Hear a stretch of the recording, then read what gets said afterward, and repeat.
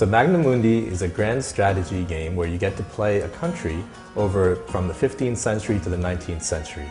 And the goal is really to try to do better than the country did historically. Magna Mundi is special because in the game we really try to tell a story, and that's kind of been the guiding philosophy behind it. So really it's about like experiencing the events in the country as may have happened historically. Everybody loves historical accuracy, and if they don't, they didn't know they loved it.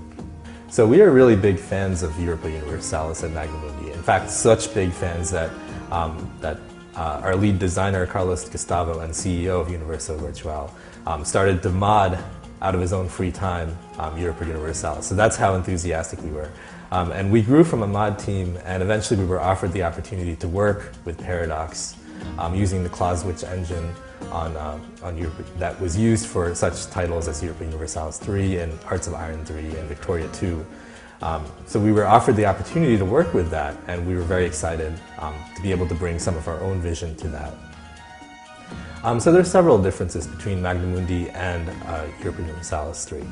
So for example, the major difference is that we have a much more storytelling-based approach. So what this means practically is that we have hundreds of regional events, and these aren't historical events. These are sorts of things that are supposed to model historical processes and things that actually happen in countries and the factors behind them. So generals have new stats.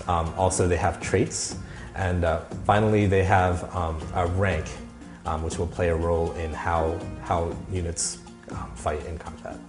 So one example would be that you could have a rash general or a brave general.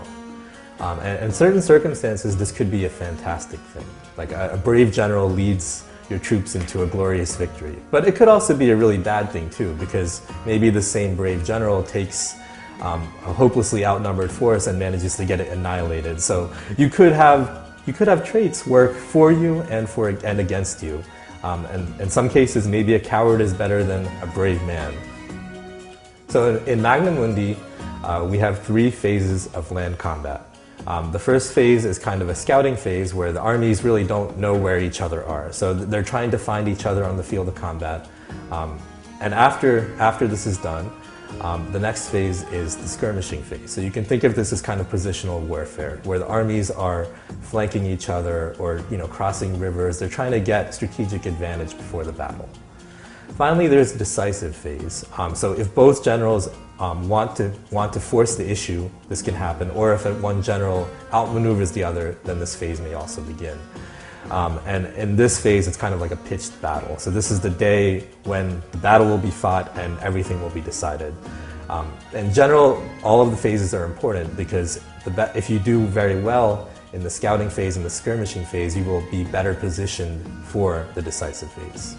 So in naval combat, there are also some new things in Magna Mundi.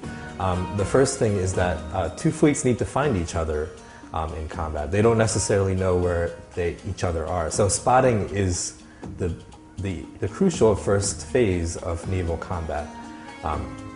The fleets need to find each other to fight. Otherwise, you can have them passing through the same sea zone and going on their own separate ways. And as we all know, the ocean is a really big place, so this happens a lot.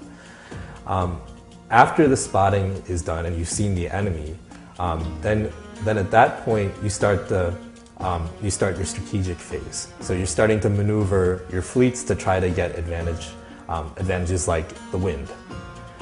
Finally, then a general melee combat will ensue, and the results will be visible to you.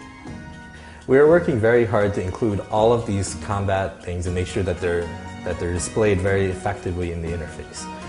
For example, we already have combat events showing on the map, and we also have created a combat log that shows in detail what happens in the battle, in each battle. It's there if you like to see what kinds of things are going on. So if you want to see, for example, that your army has lost its supply, or some kind of massive effect has happened that has changed the course of the battle, you're welcome to. Otherwise, you can pretty much ignore it. It's not something that is that requires a lot of player input. The battle is going to happen as the battle happens, regardless of whether you're watching it or not. When playing Magna Mundi, we really hope that everyone is engaged, everyone feels that, that they're experiencing history in a plausible manner, and of course we hope that they're enjoying it above everything else.